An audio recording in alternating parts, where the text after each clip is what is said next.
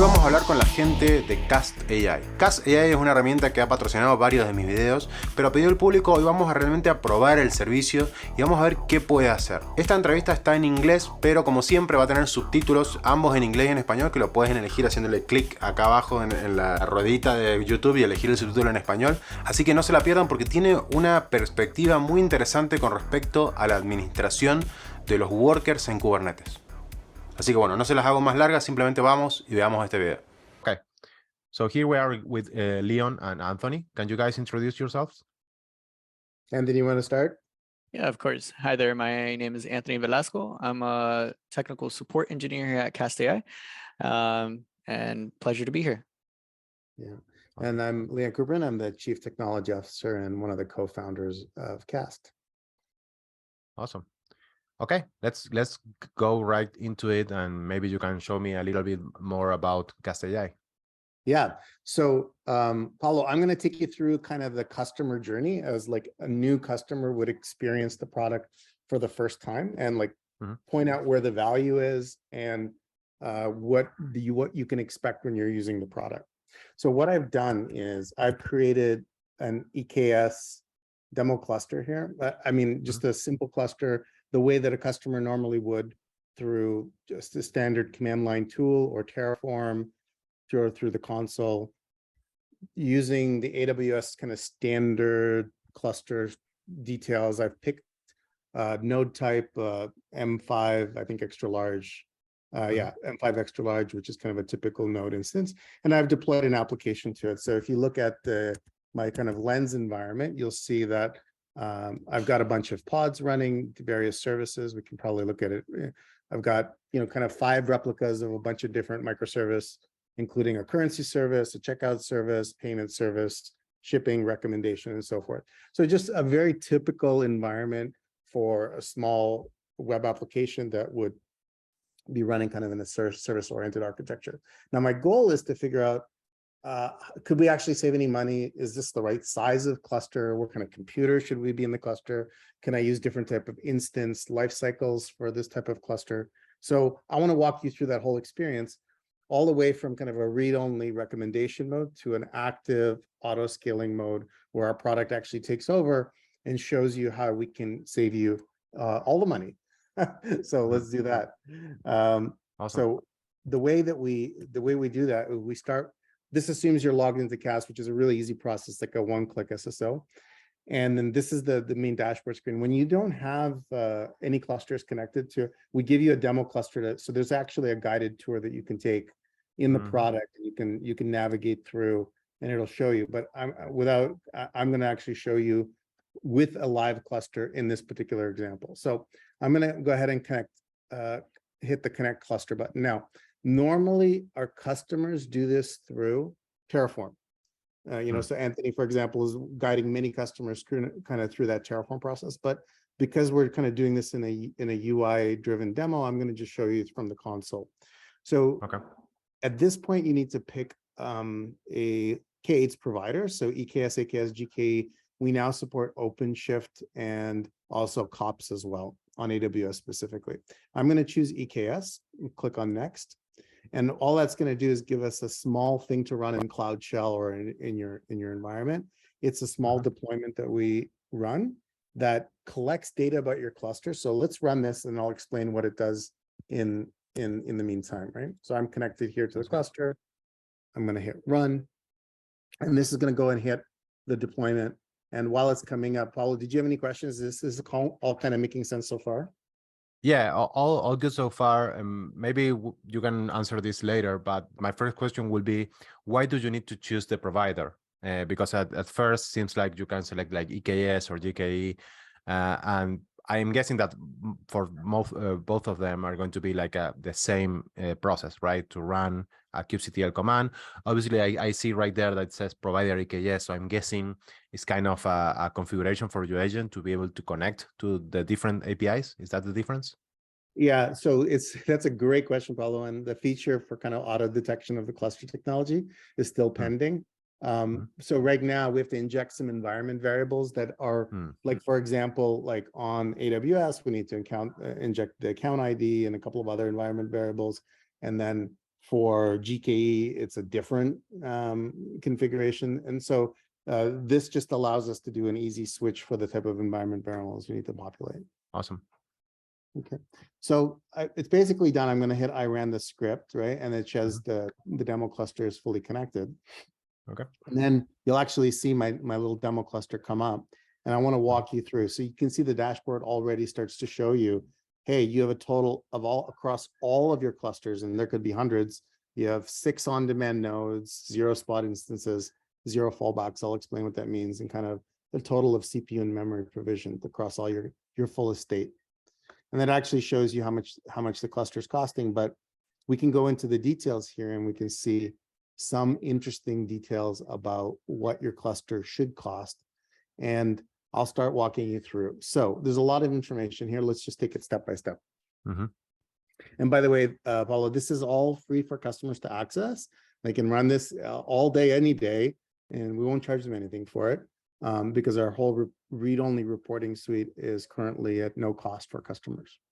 Awesome. So what this shows is that we've got a demo cluster connected, and that there's 60% savings, which represents about $6,000 a year. So we can shave $500, approximately $500 off of this cluster in costs. How do we do it? Well, we're going to do it in just a second. But right now, the cluster is costing $840, and it should be costing $335. Now, you'll notice here that I'm getting these numbers without using a cluster schedule, which means I'm not turning it off on weekends, which is the usual weekends or evenings. I'm also not using any spot instances. So what would happen if I decided, what is the what if I decided to use spot instances? So I can turn it on here, and you can see that there's an additional 20% savings based on what we call spot-friendly workloads. And now the cluster cost goes down to $161 for savings of 80%. Wow. And now if I say, hey, and I want to run this whole thing on spot, like meaning it's not a production workload, I'm okay, it's development environment, I can do all workloads. It gives me a little bit of warning. It says, look, there's some workloads that we don't recommend, right? Like that are stateful sets or so forth, but you can still do it. And then if I run a cluster schedule for like 5 days a week, you can see that the cluster, it's almost less than the control plane costs of EKS, right? So I can get a full week of worth of work for less than I would be paying for EKS, which is pretty cool. And then we actually even tell you how we would change the environment. We would say, look, you're running 6 M5 extra larges. We suggest 1 C6A large. And then this is the hourly cost for this per CPU, right? And then this is the total hourly cost of the machine. And then we suggest you run 2 M5 extra larges on your spot instances. And if I turn these off and I just say, no, don't use any spot instances, I think it would just use 3 C6As. C6A. Yeah. And okay. We won't recommend anything less than 3 computers in our default configuration. So we don't do anything less than 3 VMs. And we also don't recommend T instances. So the burstable compute on AWS. Similar is true for Azure and Google. There's certain type of computers that are burstable. They don't have guaranteed quality of service for the CPU clocks. We just don't mess with those. There's enough savings we can get with the other types of optimizations that we make. So let me stop there and see what you got. Yeah. Okay. So far, let's say that in this really clean scenario where we are not using scheduling and we are not using spot instances, the only thing that CAST.AI is suggesting is just change the instance type. That's the only suggestion that it's doing. And shrinking it down. Like if you notice the number of CPUs in both tables, you're just way over allocated on the left versus on the right. So, and it's suggesting to change the instance type, but it's not going to change anything related to Kubernetes. It's not going to, for example, scale down the replicas or remove some deployments that maybe are not being used. It's just changing the nodes, basically. Same infrastructure, changing the nodes. And then we're going to get into deeper analysis of the workloads a little later on in this demo. Yeah. Okay. All right, cool. So there's some other charts and graphs about utilization and so forth, but why don't we just do this? Like the proof is, how do we get let's get our $500 a month in savings. That's like 3 dinners with inflation per month, okay? So let's go ahead and enable CAST. And you'll notice a couple of things. pop up, right? So we're going to install advanced Kubernetes automation and cost monitoring. We're also going to install deep security insights.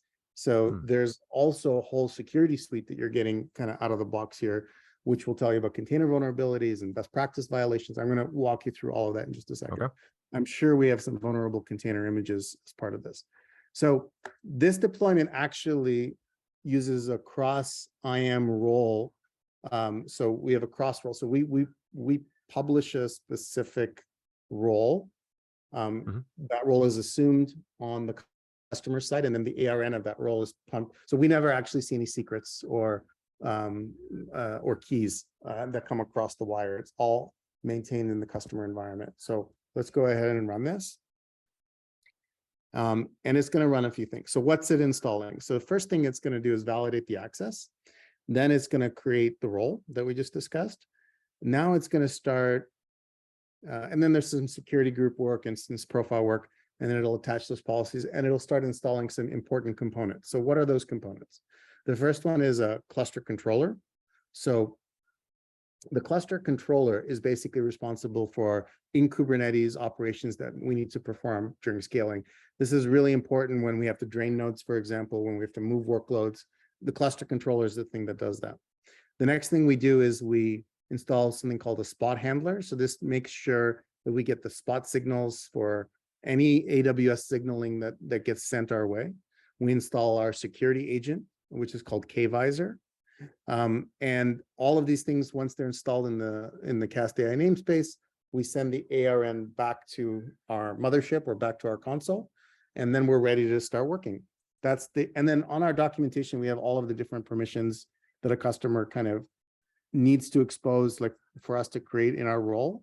And we try to skinny those down to be only the permissions of least privilege, was basically adding and removing nodes and a little bit of work around security groups. Yeah, I see that, well, you guys are using Helm for the installation, so I'm guessing, I know that we are doing it using the UI, but if you're using Terraform or something like that, you can get access to those configurations by using Helm. Yeah, you're showing that right now. And I saw something about Prometheus. Are you guys also using Prometheus metrics there? No, that's probably a Helm chart that I had on my local environment. No yeah, like, so these are all kind of my local. Got it. Yeah. No problem. So we don't use, so you as a customer don't have to run Prometheus. You can, but you don't have to run Prometheus in your environment for our stuff to work. We move all of that time series load onto our platform, so you don't have to. Now, if you want to scrape Prometheus metrics from us so that you can add it to your environment for alerting, absolutely. We have an endpoint. You can add a scraper. We give you a sample scrape config, and you can suck in all of the cost data. So why is that useful? Wow. If you know in real time what your cluster is costing you, right? Let's say someone goes wild with a replica account and blows out usage. Now, normally in cost and usage reporting, when will you know about that? Well, the bill will get generated overnight. You'll know about it tomorrow.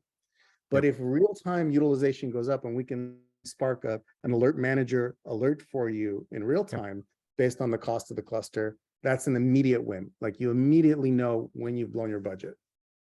For sure. And I'm guessing that you can configure alert manager to have like a threshold or something, and maybe you want to only spend, let's say, $100 a day maximum, and then you can get alerted if you pass that. Yeah, that's great. These are just Prometheus metrics, right? So you can do, you can configure it however you want, right? Okay, so we're done. One more question about those metrics, because that's really interesting. Those metrics are also going to have labels per, let's say, deployment and kind of services and all of that. So maybe we can also use CAST.AI to get how much each service is costing, basically, to run. Oh, you're just getting ahead of me in the story, Pablo. But yeah, sorry. I'm so excited. Yeah. You can go. So let me show that to you. So there's a whole. So you know how you would normally install KubeCost, and they're a great tool, open source. Yep. You have to install it in your environment unless you want to use the SaaS product. There is a viable alternative that's just baked into what we're offering as part of this platform, right? And I'll show you how you can get all those metrics. So when you start optimization with CAST, we basically take the position of the cluster autoscaler. So you'll have to turn cluster autoscaler off. But before you do that, you have a choice to make. You can run this in full cluster autoscaler mode or in a scoped mode, which means we'll only touch and care about workloads that are labeled a specific way. Or so for the purpose of this demo, I'm going to do full cluster scaler mode, right? So now we'll have the full mode. And the next thing we have to do is really just enable the policies. So I'm going to really quickly take you through the policies so we can get to saving very nicely. The first one is the unscheduled pod policy. So we'll turn this on, which means that anytime we have unscheduled pods, we're going to create infrastructure that is going to match notice how we're not asking about types of computers or node pools or any of the gory details, because we're going to let the tool take care of that for us. Now, if you have specific requirements, I'm going to show you how to configure those. But in general, as an application developer, I shouldn't care which computers my application uses unless they're super sensitive for whatever reason. So we're also going to turn on spot instances, and we're going to do the most cost-efficient spot instances we can. We're going to use the spot fallback feature also. So what is the spot fallback feature? The spot fallback feature allows us, like there are going to be times where you're especially for high volume apps, you're going to be in an availability zone that is out of capacity across any spot that you can possibly use. So in that case, we're just going to temporarily move your workloads to on demand. We're going to wait till the market settles, and then we're going to move your workloads back. But what that means is you can run through holiday season at peak during AWS peaks and not worry that you're going to be riddled with insufficient capacity errors that are going to affect your business. So this is a really important feature. Okay, so you're saying that CAST can control the existing autoscaling groups that I'm using, or is going to create new autoscaling groups?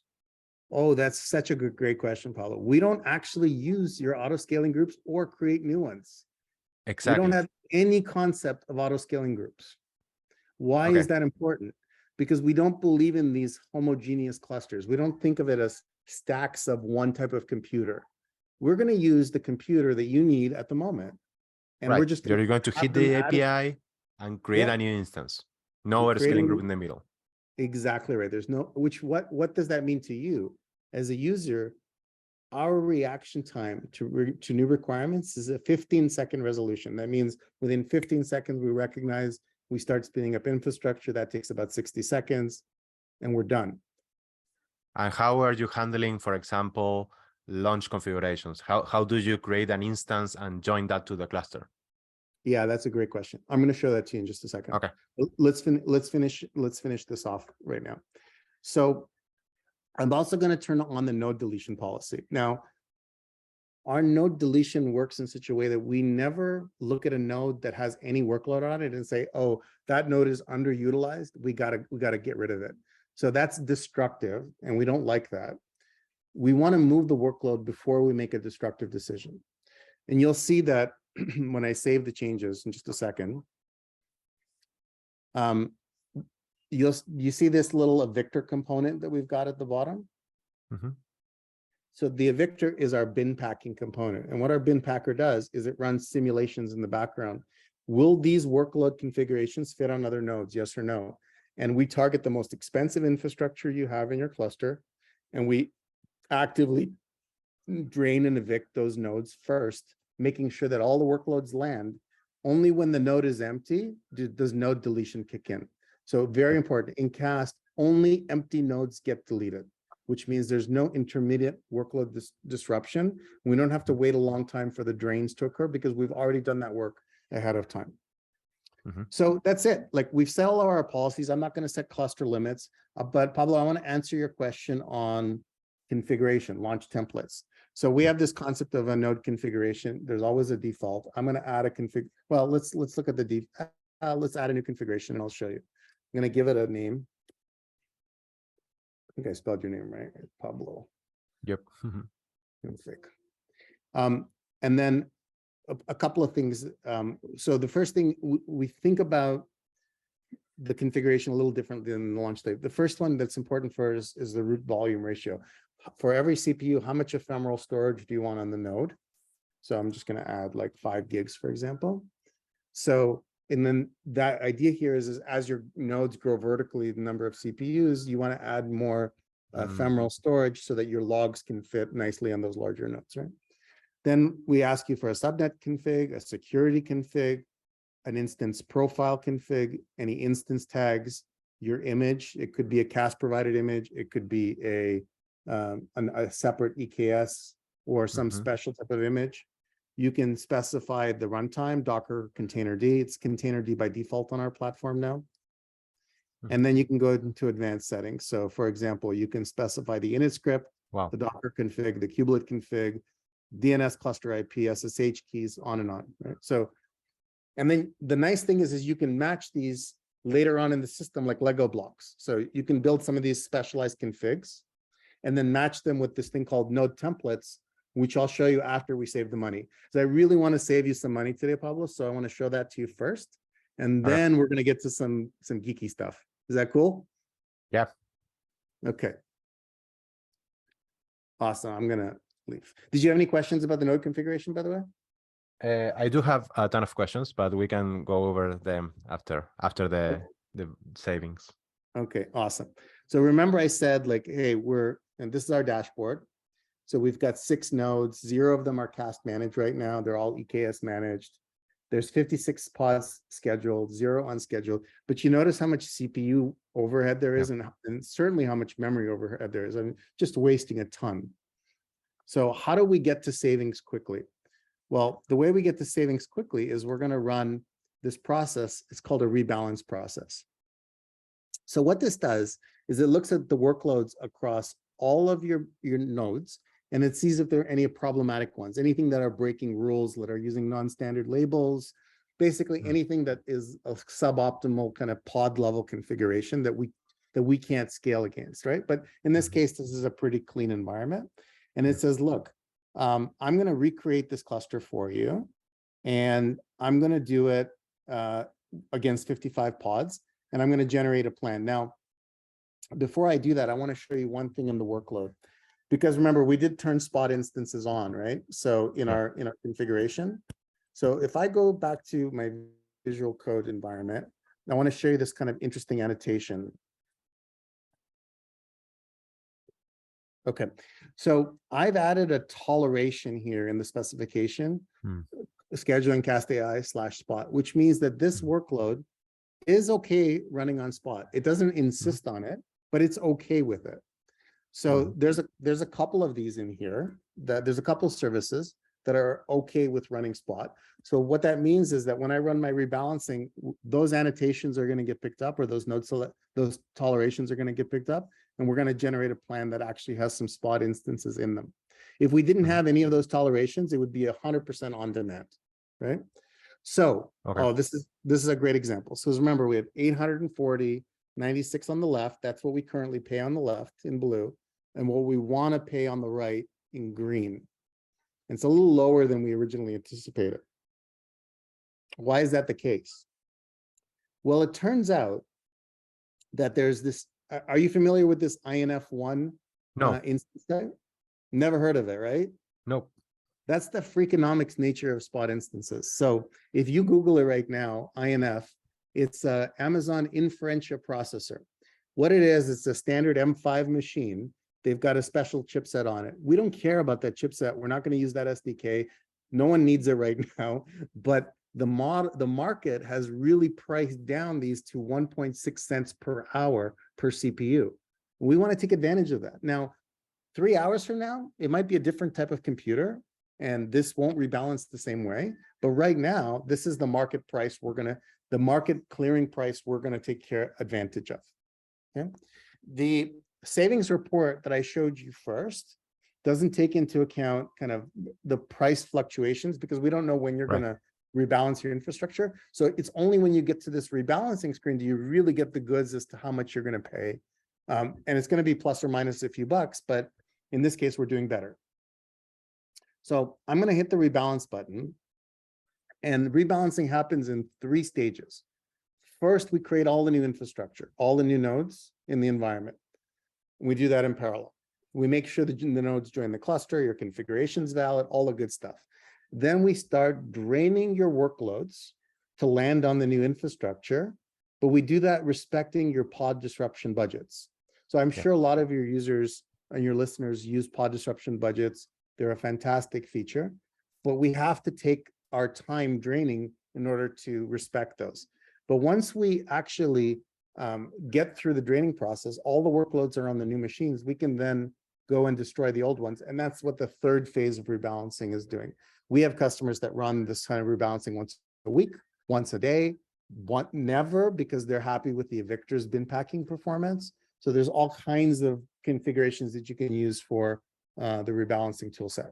So why would you do a rebalancing after? So the first try, obviously, because we had the bad nodes and we want new ones. Should we be running rebalancing every week, or is it going to be, I'm guessing CAST.AI is going to be finding, let's say, new spot instances that are also cheap and using those, right? Or do I need to rebalance every time to get the new type of instances? So there is an automatic rebalancing that happens behind the scenes if prices rise, because remember, prices are rising with the market. So that'll kind of happen automatically. But the reason why you would want to manually rebalance is sometimes we see fragmentation in the cluster. So it's like disk fragmentation in the day, right? Like the Evictor is not allowed to move stateful sets. It's not allowed to move single replica pods, because those are violating kind of terms of service, right? Like we don't want to have any downtime in the cluster. So sometimes you'll want to take a manual action and rebalance a cluster, but you may do that only very infrequently. So, Paulo, we have customers that never do it because they're happy with the bin packing performance of the Evictor. And sometimes we have customers that do it on a nightly basis because they feel it's like a fresh start to getting their cluster up and running every morning with new infrastructure. Okay. Does the agent touch in any way the deployment, for example, labels or I don't know, annotations, or maybe changing requests or limits? Probably we're going to talk about that later. Because we're going to talk about requests and limits. But it doesn't touch anything regarding labels or anything like that, or selectors. No. Okay. There is one component we call the mutating webhook which is an advanced configuration. There you go. That allows you to do certain things that the default config doesn't do. Like, for example, if I wanted to have one deployment with a 60-40 or a 70-30 split spot versus on demand, the mutating webhook would do that for you. So it would calculate the delta between, and it would add node selectors essentially, right? Which is what you would do, tolerations and node selectors and other covers. So for those people that don't know, the mutating webhook will catch in the middle when you create a new deployment and will try to modify it in live, basically. So even if you have, so it won't change the deployment, it will change the actual created resource, right? Yeah. So yeah, it intercepts between the deployment that you've launched and the spec that the pod has. So it'll inject into the spec. Okay. Awesome. So Paulo, we have I think this is the moment of truth, right? Let's go check out our available savings report, and we see that we're at $203, which is, kind of right in our green zone for progress, which is exactly what we wanted, right? And but we can actually go a little bit further. So I want to show you how we go a little bit further. So remember, but before we do that, I want to touch on some of the kind of the details on the monitoring side.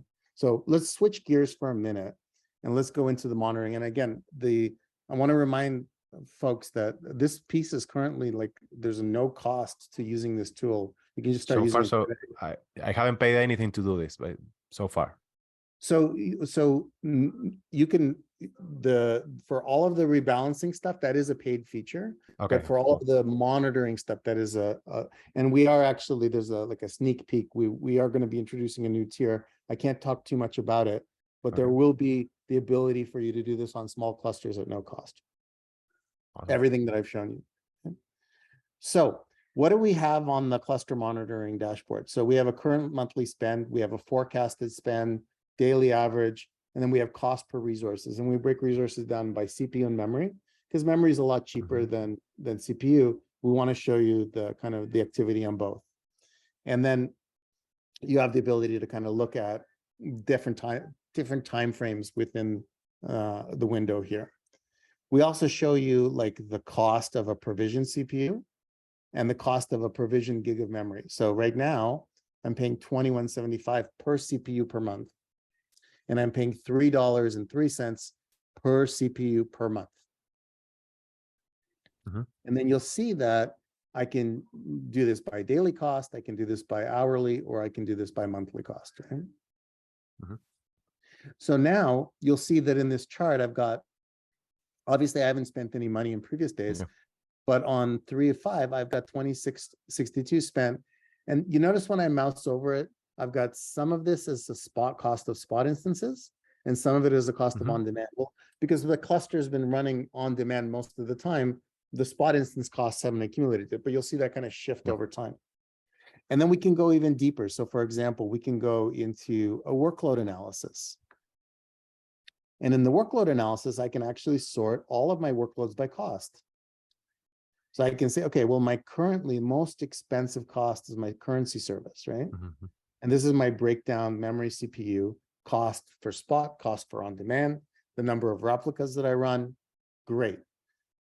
And obviously optimizing my currency service, because it has 11 replicas and 5 CPUs in total, that's gonna be a big bang for the buck. But how do I know how to modify those requests and limits? Well, I can go to this efficiency tab here, and it's probably going to tell me that I don't have metric server installed.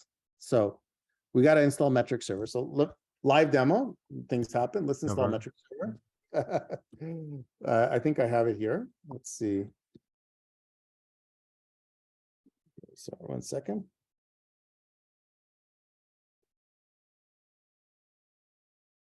Move the Zoom window.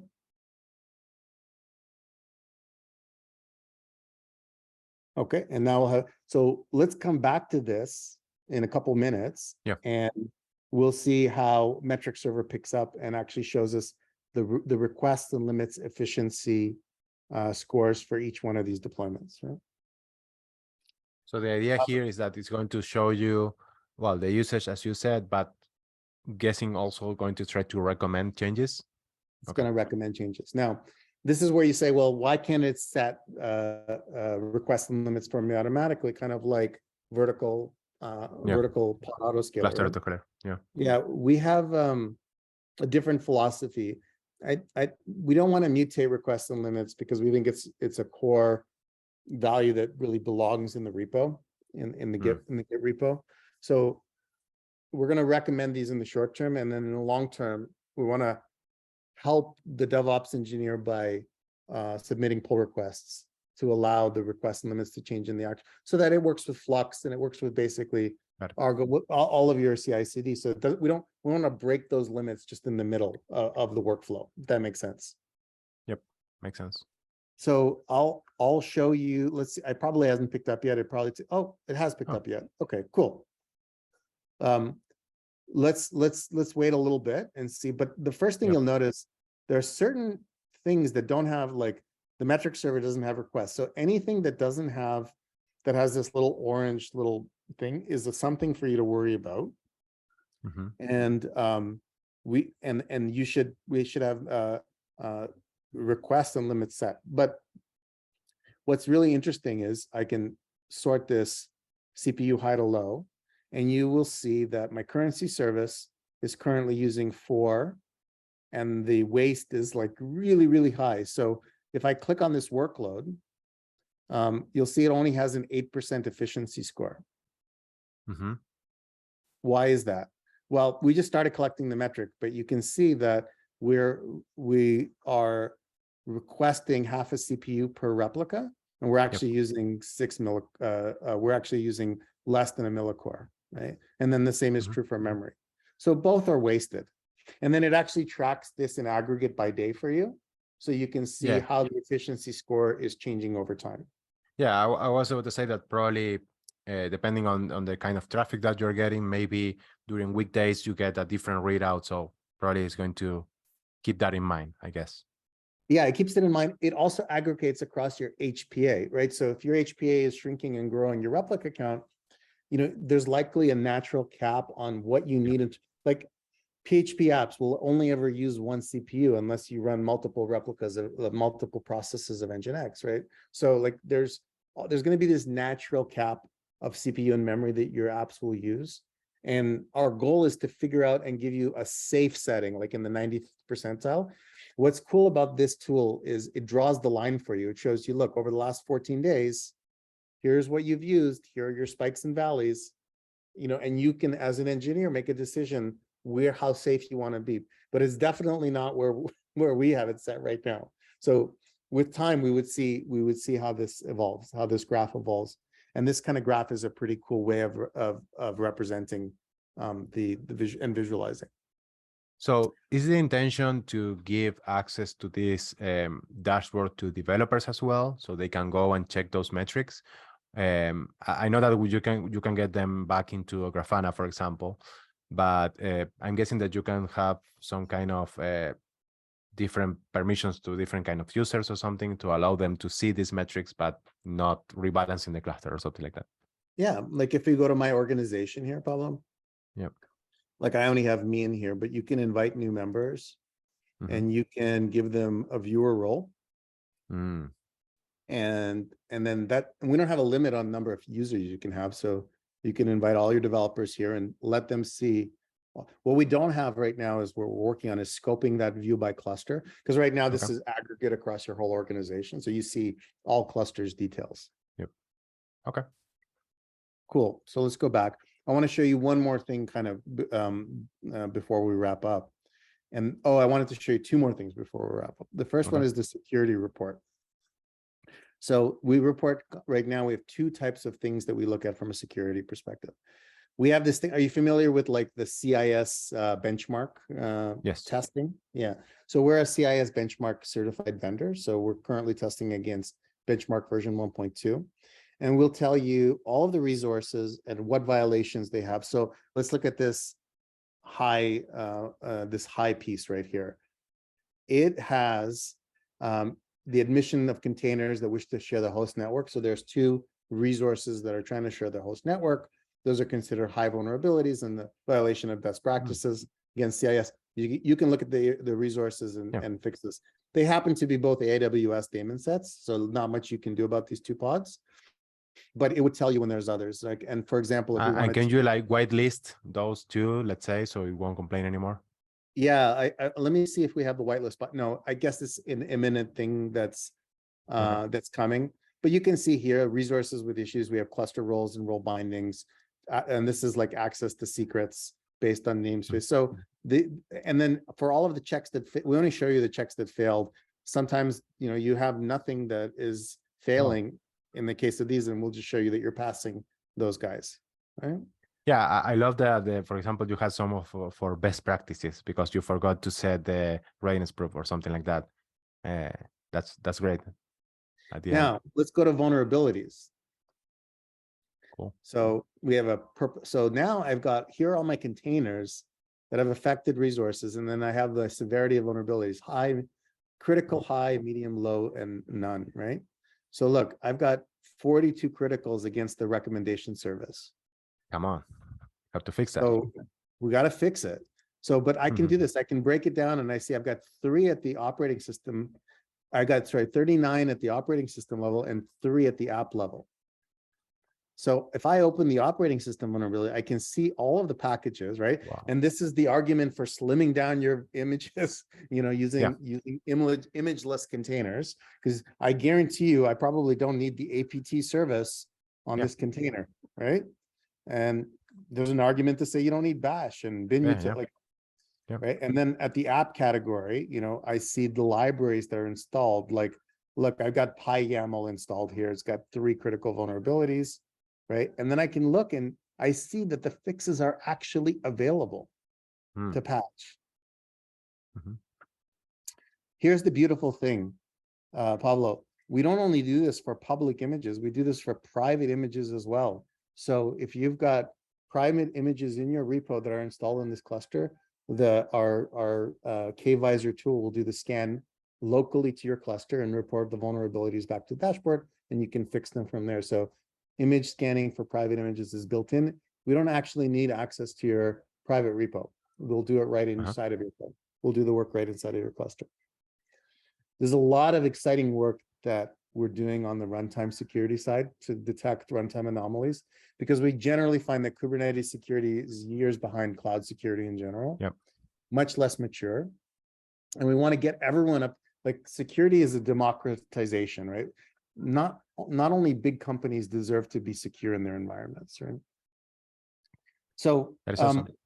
So there's other features here. I just want to show you one more and then kind of open it up to your questions. So what I didn't show you was this thing called node templates. So node templates are kind of our version of dynamic scaling groups. So without having the ASGs in place, you can start to create rules around deployment. So for example, if I call this the big app template, right? We start to build a node selector instead of tolerations. Now, obviously, you don't have to use taints, and you can use custom labels. So I can do app name equals big app, right? And then, so you would set this node selector for this to assign pods to this group. And then remember, we configured our configuration before around the Docker runtime, the init script, and all that stuff. So you can choose whatever to link to whatever node configuration. Now you can choose the type of instances you want, so spot or on demand. You can select if they are GPU enabled or not, right? And now this is really, look at the bottom of the screen, there's 517 of these computers that are all vying for this. Now I can start to make some interesting selections. So for example, I could say, I'm only interested in compute optimized environments. Now watch, I've dropped the count to 56. And by the way, the minimum CPU count has to be 8. And now I've only got 39. And by the way, I really don't want to use, I don't know, these two, right? So now I have 27 computers, but it's all based on available inventory and pricing. So as spot instances fluctuate going up and down, now I have the ability to choose, but it's a very select group. Again, this is a rule. It's kind of like an advanced where clause. If I go ahead and save this now, any workload that is labeled with big app here in the node selector, or affinity for that matter, will go only to those 27 computers that we've selected. But you as a DevOps engineer don't have to worry about the inventory and new computers coming in, old ones being deprecated. You don't manage the list. You manage the attributes that you want for those computers, right? It's intent-based versus, it goes back to declarative versus imperative, right? It's the same idea. So I think I'm all talked out. I think we saved a bunch of money. We got our cluster optimized, and we were showing some of the cool monitoring features, including requests and limit.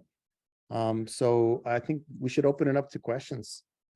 Yeah, so regarding, for example, going back to the node templates and node configurations, are you guys allowing to manage like the Kubernetes version, or is that only managed by the AMI? It's managed by the control plane. You set the control plane version, and then the nodes will follow suit. Okay, so if I change it on the AWS console or something, it will detect a change, and your agent is going to rotate all the nodes. I mean, drain all the nodes and create new ones. We will do the very next node, right? Will be the new version of the AMI. Okay. And then you run a rebalance to rotate the fleet. Automatically or manually. Awesome. So every time I'm guessing that's the same answer for example, let's say I want to change configuration on the template and I want to apply that configuration, I will need to rebalance the cluster in order to apply that configuration to all the nodes. Yeah, if you'll notice that there's in the configuration and the node templates, you'll see that there are 0 nodes being used for this template, right? So everything is on the default template currently. It keeps track of the versions, and then it will tell you when you've got stale versions out there that need to be rotated out. Another question will be about reserved instances. I know that there is not much to do with them, because if we are using a spot, it's basically the same pricing. I'm guessing you're not touching anything like that, and you're not recommending to get reserve instances, or are you?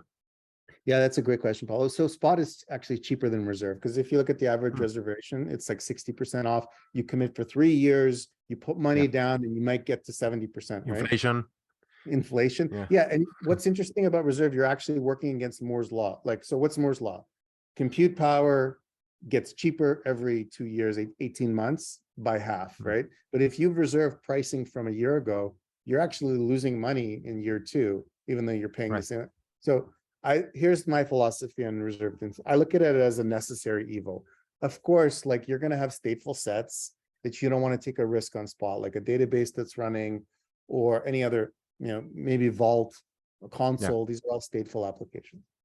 So they're a necessary evil. So we should allow customers to make reservations. So we're actually working on a feature right now that allows you to pre-build those reservations, and we'll do 2 things for you. One, we'll make sure that all your reservations are fully utilized before we go to any other, like, even if it's not the optimal instance type, even if it's not the best price, we're going to use those reservations first. Yeah, because you already paid.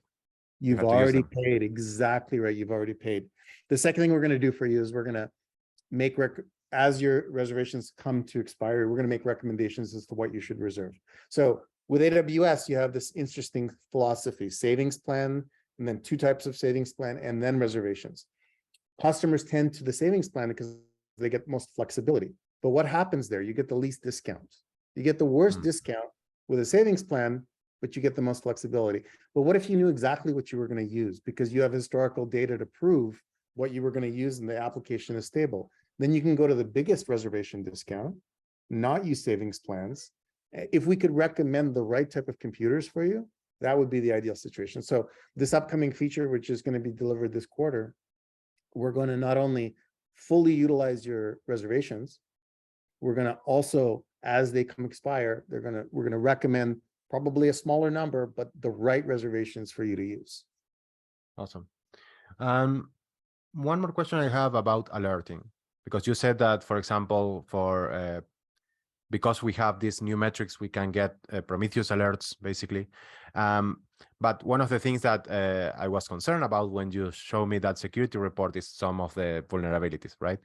Do you support any kind of alerting when someone deploys an image that has some critical vulnerabilities that we need to fix, or do you need to go to the dashboard and see it by yourself? Yeah, so we have this notifications feature, right? And not all of the subservices, like, I don't think security is doing active notifications yet, but when it will come, like, it's just a matter of time. You add this webhook.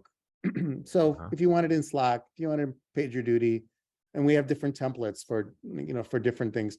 The idea is we know that you already have a simple notification service or some other notifications. Like, we don't need to add one here. So we're just allowing you to use the webhook mechanism to alert the systems that you already have in place.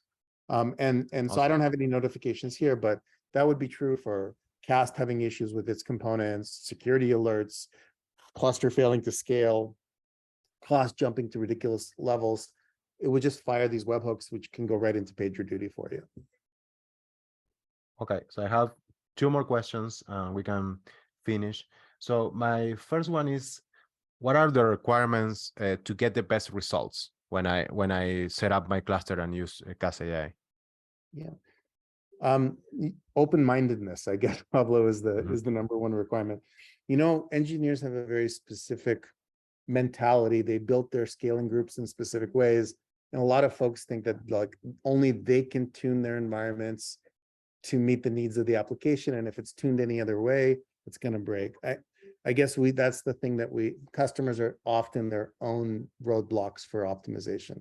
If you start shedding some of those preconceived biases, you get better and better results. So if you let go of scaling groups, if you let go of only running on a certain type of computer, if you let go of not being rigid with your requests and your limits and actually using data to drive those details, you start to see a lot better results. Cool. Okay, and my final question is, what's next? What are the features that we can expect from you? What are the new providers that you probably want to add? I got some comments about the Oracle cloud. Do you plan to support that? Sorry, that's my cat. Nice tail. Is it all black? Yeah, Yeah. Nubecita comes back to the channel. People are Oh, asking so for her. must be super lucky. I Yeah. like it. Now I can't Eh, support eh. Oracle because it'll be bad luck. No.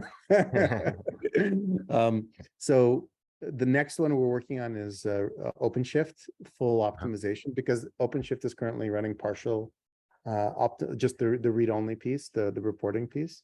So we're going to get through OpenShift, and then it's really customer driven. Like, where's the biggest demand? Because every one of these costs us a lot of overhead, and then the whole platform moves slower as a result. So we're really going to be picking. It might be OCI. I'm a big fan. I used to work at Oracle at OCI, so I have I have no problem supporting OCI. It's just a question of what the customer demand is going to look like. In terms of big rock features, I do have a couple of exciting ones to talk about, right? We have some interesting machine learning models that are going to allow customers to, like, when you have batch workloads, we're going to let you schedule those batches at a time that's going to be cheapest for that work to run. So like, if I want to run now, it's going to cost me $100, but if I run tomorrow afternoon, it's $35. Let the application user make the kind of that choice of when to run the batch. That's a big one that we worked on with a pharmaceutical customer that was super important to them because they're running massive batch workloads. The other one is, so kind of like kayak, when you book your flight, you can fly today, you can fly tomorrow. Do you want convenience or you want price? That's the idea. And then the other big one is ARM, so graviton processors, right? We have a feature coming out that will load balance between Intel and ARM architectures. And we will pick the right instance type based on price and availability. You just have to compile your Docker containers to support both architectures and have the right manifest, and we will load balance across. So for early adopters of ARM, we're going to have great price performance.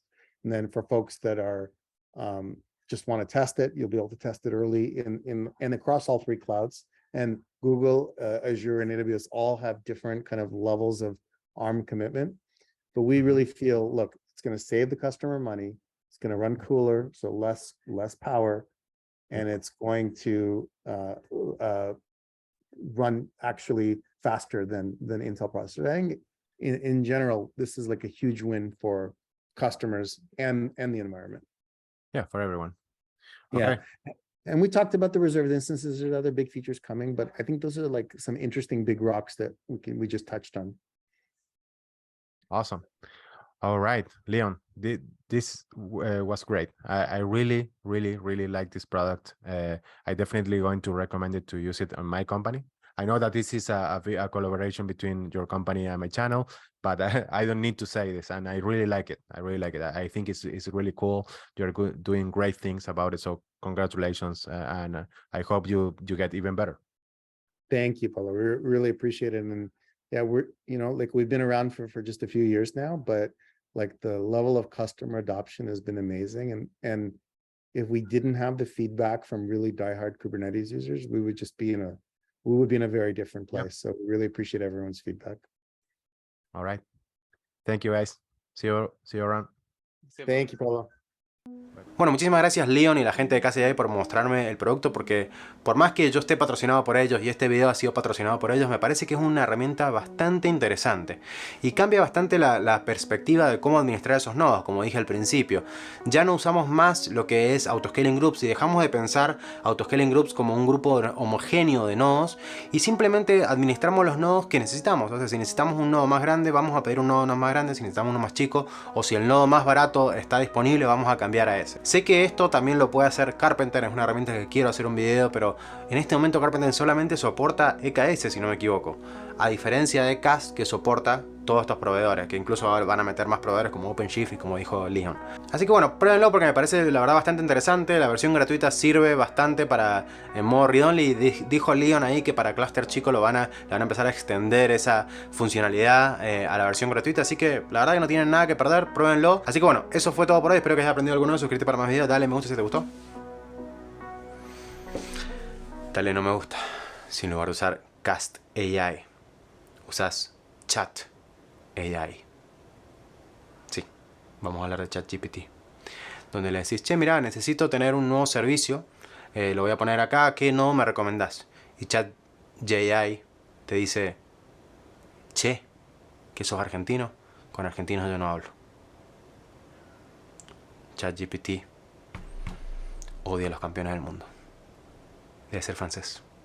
Debe ser francés.